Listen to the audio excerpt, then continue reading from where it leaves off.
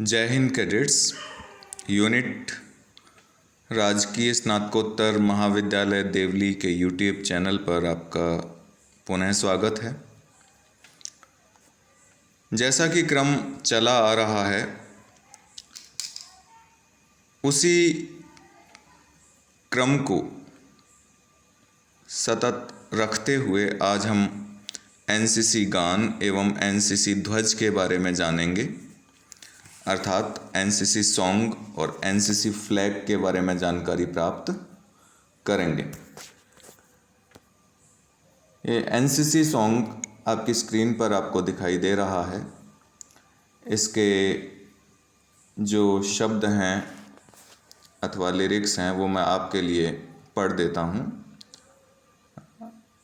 कोशिश करेंगे कि इसी वीडियो में आपको ये एनसीसी सॉन्ग सुनने को मिल जाए।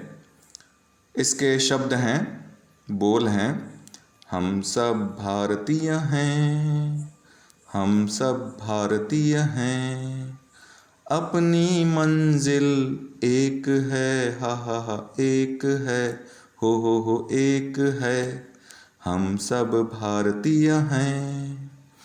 कश्मीर की धरती रानी है, सरताज हिमालय है, सदियों से हमने इसको अपने खून से पाला है। देश की रक्षा की खातिर हम शमशीर उठा लेंगे, हम शमशीर उठा लेंगे। बिखरे बिखरे तारे हैं हम, लेकिन झिलमिल एक है, हा हा हा एक है, हो एक है, हम सब भारतीय हैं, हम सब भारतीय हैं। मंदिर गुरुद्वारे भी हैं यहाँ और मस्जिद भी है यहाँ, गिरजा का है घड़ियाल कहीं, मुल्ला की कहीं है अज़ान। एक ही अपना राम है, एक ही अल्लाह ताला है, एक ही अल्लाह ताला है। रंग बिरंगे दीपक हैं हम, लेकिन जगमग एक है, हा हा हा एक है, हो एक है, हम सब भारतीय हैं, हम सब भारतीय हैं। ये अपना एनसीसी गान था, एनसीसी सॉन्ग था। ये आपका एनसीसी सॉन्ग का लिंक है। इस लिंक को टच करके आप एनसीसी सॉन्ग सुन सकते हैं। संभवतः यहाँ भी सुना जा सकता है और आप अगर इसको सस्वर सुनना चाहते हैं तो आप सुने और इसे सदैव याद रखें। आपको गाना भी आना चाहिए। यहाँ ये संभवतः शुरू हो गया है तो आप सुन सकते हैं।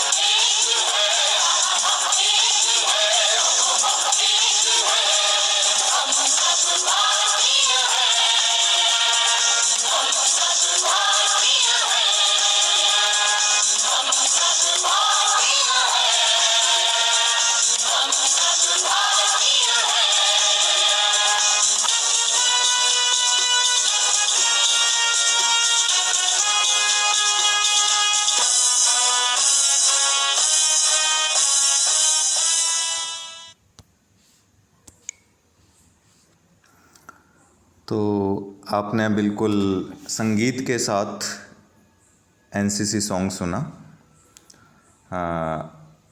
आशा है आप इसे याद रख पाएंगे, क्योंकि परीक्षा में ये पूछा जा सकता है, आपसे लिखवाया भी जा सकता है। इसलिए इसके बोल अथवा शब्द और इसका गायन दोनों ही ध्यान रखना है। इसके बारे में कुछ बातें जान लेते हैं कि जो एनसीसी का वर्तमान गीत है, जो एनसीसी सॉन्ग है, वो सुदर्शन फ़ाकिर द्वारा लिखा गया है। यहाँ फ़कीर लिख दिया गया है, लेकिन इसका उच्चारण फ़ाकिर करें। तो सुदर्शन फ़कीर द्वारा लिखा गया है। और एनसीसी सॉन्ग में समय समय पर बदलाव होते रहे हैं। और इस वर्तमान एनसीसी गान से पहले एनसीसी का जो गान था वह था कदम मिला के चल। और अब ये जो आधिकारिक गीत है वह हो गया है, अब इसका जो अधिकृत गीत हो गया है वह हो गया है हम सब भारतीय हैं, जो अभी आपने सुना। ये वी आर ऑल इंडियन इसका अर्थ है और इसी का भावानुवाद है यह। और इसे 1982 में अपनाया गया था, इस गीत को, इस एनसीसी गान को, इस एनसीसी सॉन्ग को। और बड़े ही सुखद आश्चर्य की बात है कि सुदर्शन फ़ाकिर ऐसे पहले इंसान थे जिसे इस एनसीसी सॉन्ग के लिए फिल्म फेयर अवार्ड, पहले ही गाने के लिए फिल्म फेयर अवार्ड मिल गया था। तो ये कुछ तथ्य हैं जिन्हें आपको ध्यान रखना चाहिए। आइए अब एनसीसी ध्वज या एनसीसी फ्लैग के बारे में जान लेते हैं। जैसा कि आप सब जानते हैं कि जो एनसीसी का ध्वज है उसमें वह जो है वो 3 प्रकार की खड़ी पट्टियों से बना है। ये खड़ी पट्टियां हैं लाल, गहरी नीली और आसमानी। तो ये लाल, गहरी नीली और आसमानी रंग की खड़ी पट्टियों से एनसीसी ध्वज बना रहता है। और यह पट्टियां क्रमशः थल सेना, नौसेना और वायुसेना की प्रतीक हैं। अर्थात जो खड़ी लाल पट्टी है यह थल सेना का प्रतिनिधित्व करती है, गहरी नीली पट्टी नौसेना का प्रतिनिधित्व करती है, और आसमानी रंग की जो खड़ी पट्टी है वह वायुसेना का प्रतिनिधित्व करती है। ध्वज के मध्य में 17 कमल के फूलों का गोल हार है, जो 17 राज्य निदेशालयों को दर्शाता है। ये अगर आप ध्यान दें तो ये लोगो अथवा ध्वज जिससे बना होता है उसमें ये आपको गोल हार दिखाई दे रहा है। इनको आप गिरेंगे तो ये एक तरफ 8 हैं और ये दूसरी तरफ भी 8 हैं और ये मध्य में एक फूल विद्यमान है, तो ये कुल हो गए 17। तो ये 17 जो फूलों का गोल हार है ये 17 निदेशालयों को दर्शाता है। और आशा करते हैं कि आपको एनसीसी निदेशालय याद होंगे। अगर नहीं याद हैं तो मैं एक बार मौखिक रूप से दोहरा देता हूँ।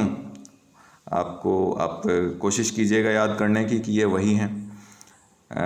आंध्र प्रदेश सिकंदराबाद में, और बिहार एवं झारखंड पटना में, दिल्ली, इसके बाद गुजरात दादरा एवं नगर हवेली मुख्यालय अहमदाबाद में, जम्मू एवं कश्मीर, कर्नाटक एवं गोवा, केरल एवं लक्षद्वीप, महाराष्ट्र दमन एवं दीव, मध्य प्रदेश एवं छत्तीसगढ़,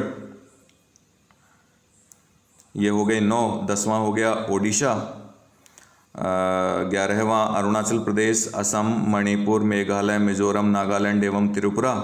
इसके बाद पंजाब, हरियाणा एवं हिमाचल प्रदेश, फिर राजस्थान, तत्पश्चात तमिलनाडु, पुडुचेरी, अंडमान एवं निकोबार द्वीप समूह और उत्तर प्रदेश, और 16वां हो गया उत्तराखंड, और 17वां हो गया पश्चिम बंगाल एवं सिक्किम, जिसका मुख्यालय कोलकाता में है।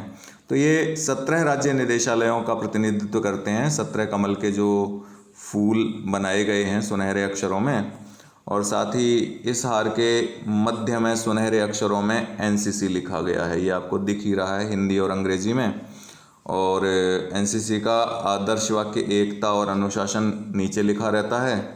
ध्वज की आकृति एक मुकुट के समान है। वस्तुतः ये जो वर्णन है ये ध्वज का भी है और ये लोगो का भी है, लेकिन ये वर्णन लोगो का ज़्यादा है। एनसीसी का जो लोगो होता है, जो व्यवहारिक रूप से जो ध्वज होता है उसमें थोड़ा सा परिवर्तन आ जाता है। वो इस प्रकार का है, इसमें आपको तीनों खड़ी पट्टियाँ दिखाई दे रही हैं, 17 कमल के फूल भी दिखाई दे रहे हैं, सुनहरे अक्षरों में एनसीसी भी दिखाई दे रहा है, किंतु नीचे एकता और अनुशासन आपको दिखाई नहीं दे रहा है। इस ध्वज में भी परिवर्तन हो जाते हैं यूनिट के हिसाब से, मुख्यालय के हिसाब से। जैसे ये उदाहरण स्वरूप मैंने एक ध्वज लिया है जो 31T बटालियन एनसीसी नालगोंडा का ध्वज है।